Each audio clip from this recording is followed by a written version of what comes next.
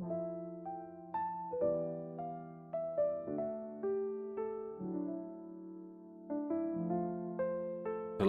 welcome back to the Murakami Companion podcast, a show inspired by the works of Haruki Murakami, where we analyze his body of work in its entirety. Today we'll be talking about Sputnik Sweetheart, a book that really shows that it's true that Murakami comes up with the titles first. This book, at least the American edition, even has a drawing of the Sputnik satellite in the cover. Spoilers, it has nothing to do with Russians nor space. It's just an inside joke between two characters. And it really sounds cool and it's really easy to remember. As a warning, this analysis contains not only spoilers for the book, but also discussion of sensible topics like sexual violence and self-harm. This book was published in Japan in 1999 and in English in 2001. It's a really short book. It's narrated by a man named K, and it is divided in two parts. In the first part, K narrates the adventures or misadventures of his friend Sumire, and in the second part we follow K in an adventure. Sumire is a young woman, an aspiring writer and a lesbian, who is the only friend of our 25-year-old narrator, a schoolteacher, K. The whole introduction of the book is just them describing their friendship. We are told that Kei loves Sumire. I find this hard to process because, by his own account, let's remember that he is the narrator, he thinks about raping her. He considers the possibility. I think it's more fair to say that he's obsessed with her, and the whole thing feels very creepy. Anyways, Sumire meets Miu, a woman 17 years her senior, and she falls in love with Miu. In turn, Miu hires Sumire as an assistant, and Sumire is happy to follow her around. Eventually, they travel to Greece together, and Sumire only communicates with Kei through letters they write for each other. One day, she stops communicating. Eventually, Kei receives a call from Miu to go to Greece to help her find Sumire, who has gone missing. Missing when? Well, it was right after Sumire tries to sleep with Miu and she rejects her. So Kei goes to Greece and meets with Miu. She thinks Sumire unalived herself. Kei does not. Miu goes to the Japanese embassy for help while Kei investigates. He finds some clues in text written by Sumire on the computer, including a story about Miu telling her a strange dreamlike anecdote where she suffers from sexual violence, but ultimately nothing relevant to the case. After a while, he eventually goes back home, and we get a whole B-plot out of nowhere about a student of his that is the son of his lover stealing carrots from a supermarket, and with that, he breaks up with the mother of the child. And finally, like at 3 a.m., he gets a call from Sumire, telling him that she's waiting at the payphone that she always calls him from. And Kei, our narrator, mentions that he has blood on his hands. And that's the end of the book. Twist ending right at the last second. For some reason, he has blood on his hands. I have read and heard many interpretations of this ending. There's a lot of them online. Like Kei unaliving himself, the blood thing being a metaphor, I think it's way more simple. Kei kills Sumire.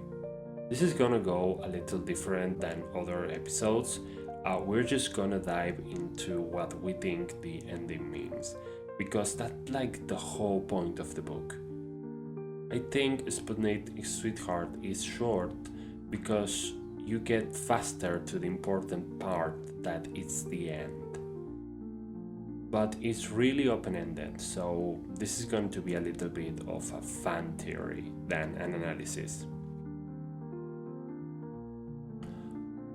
Why do I think Kei kills Sumire? Hear me out. I think that Sputnik Sweetheart is trying to pull a similar trick that a book called Lolita, where the main character is a pedophile, but he covers it by being the narrator and telling the story however he wants. He is our narrator, and he might be lying to us. He is obsessed with Sumire. He thinks about raping her, but he says he doesn't and that she goes to Greece. But I beg to differ. She never gets to Greece. She has been raped and murdered. Then Kei tells us the story about how he goes to Greece. And honestly, having read many Murakami books and how he describes places, it almost seems deliberate how all of the information we get about Greece, all of the descriptions, it feels like they were taken from an atlas or a book about tourism. Like if he went to the library, read about Greece, and wrote that as a fake confession. Let's not forget, he is a school teacher. He is smart about these kind of things. So we, as the readers, get a reason for her disappearance that basically puts the blame only on Sumire and describes her as a thirsty lesbian out of her mind, which doesn't fit our previous description of Sumire at all. Also the fact that Kei doesn't really know Miu's surname, and also that for some reason when they cross each other in Japan at the end of the book, Miu has a different hair color for some reason. It all seems fake. All about the trip to Greece and Kei meeting Miu doesn't feel real to me. It feels fabricated. Both because the encyclopedic description of Greece, but also because of the pseudo-magical elements of the trip. Like he's building this story both from tourist books and from his own delusion. Miu being the victim of sexual violence almost feels like a Freudian sleep kind of things, like it's included in the story because that is what is going on Kei's mind at the moment. In the sequence of the stolen carrots, where Kei helps her lover's son, we learn that Kei knows how to get out of trouble very well. He gets the kid out of trouble. So it all seems like a lie, like a statement given to the police to believe he's a good guy. It's all too convenient. And the very ending is just Kei breaking down. He thinks Sumire is calling, or he wants people to believe she's okay, and then he sleeps.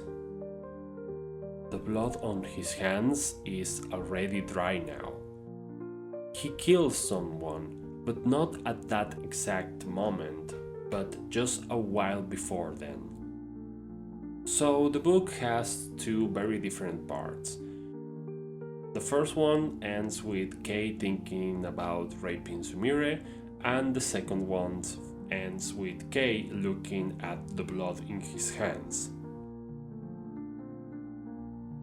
The whole book, from the point where he says he's not gonna rape her onwards, It all seems to be a lie.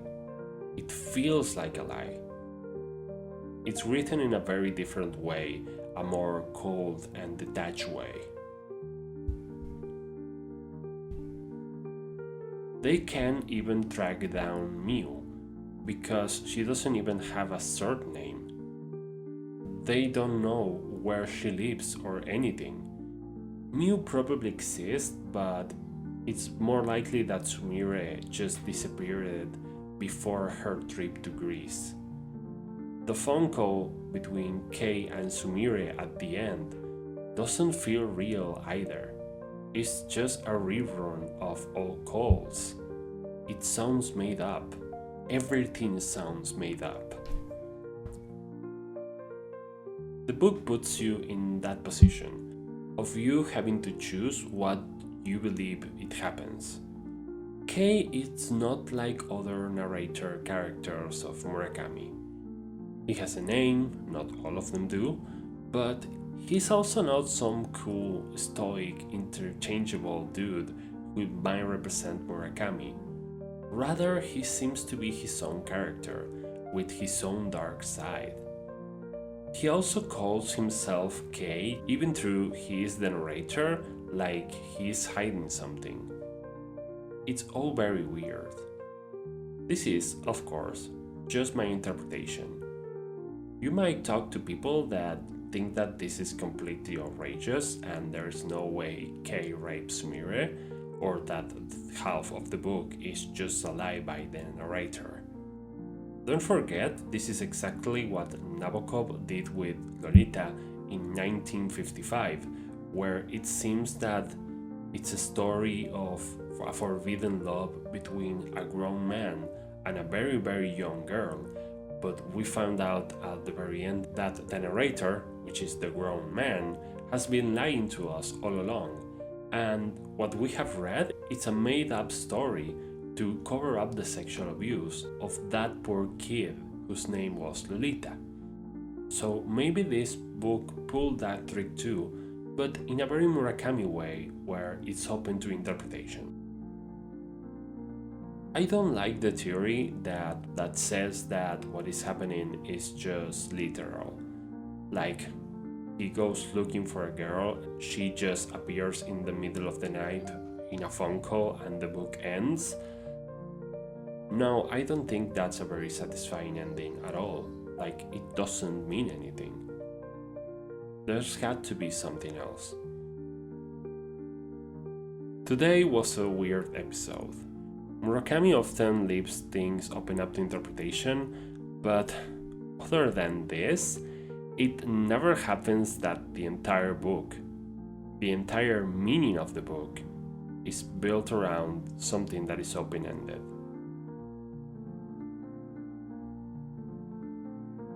What I take away from the ending, as I understood it, is that people who commit unspeakable acts often try to rewrite reality into a fantasy where they are innocent, but the truth always catches up to them. Murakami is known for magical realism, but the fact is that here the magical elements are put so close to the end that it makes me feel that it's not as much as magic as a delusion that he's perceiving while he's breaking down mentally.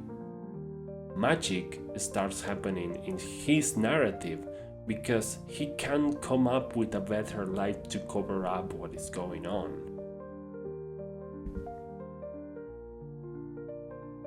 Even if you have a different theory, you have to admit that Murakami makes sure that we know that Kei is thinking about raping Sumire because he wants us to hate and distrust the narrator, and that is a very deliberate choice from a very deliberate author. You can get Sputnik Sweetheart pretty much anywhere where good books are sold. If you want to support this podcast, or you just like cool t-shirts or maybe some coffee mugs or art prints, we got a few digital stores where you can find all of that and more, featuring the cover artwork for this episode, inspired by Sputnik Sweetheart. There will be one design for each episode release of this podcast.